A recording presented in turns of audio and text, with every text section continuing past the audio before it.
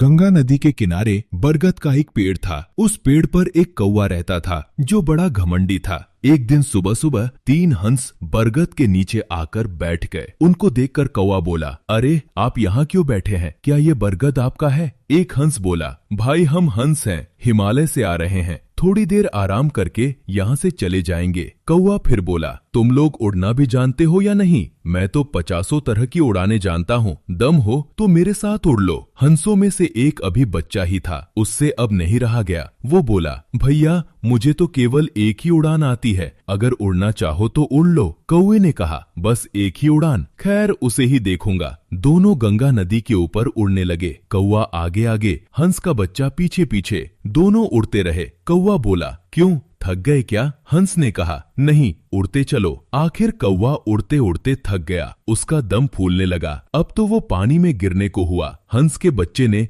हंसकर पूछा, 50 उड़ानों में से ये तुम्हारी कौन सी उड़ान है? कौवा बोला, भैया मैं तो मर रहा हूँ, तुम्हें उड़ान की पड़ी है। हंस को कौवे पर दया आ गई। कौवे के पास पहुंचकर बोला, जल्दी से मेरी पीठ पर बैठ जाओ। कौवा हंस की पीठ पर बैठ गया। हंस ने कहा, जमकर बैठे रहना, अब मेरी उड़ान देखो। हंस तेजी से उड़ा। पीठ पर बैठा कौवा डर के मारे कांपने लगा। उसने तो बरगद के आसपास ही चक्कर लगाए थे। गिड़गिड़ाते हुए बोला, भैया मुझे तो जल्दी से बरगद पर पहुंचा दो, फिर तुम उड़ान भरना। हंस का बच्चा बोला, अभी तो बड़ी बड़ी बातें कर रहे थे, अब क्या हुआ? कौवा कुछ न बोला। अंत में हंस बरगद की ओर लौट पड़ा। वो धीरे धीरे नीचे उतरा। कौवा झट से उड़कर बरगद की डाल पर बैठ गया। वो फिर से कांव कांव करके हंसों को चिढ़ाने लगा। ये कहानी एक घमंडी कौवे और समझदार हंस की है। इससे हमें सीख मिलती है कि घमंड नहीं करना चाहिए और अपनी काबिलियत को काम से साबित करना चाहिए। अगर आपको ऐसी ही हिंदी कहानियां पसंद है तो चैनल को सब्सक्राइब जरूर करें।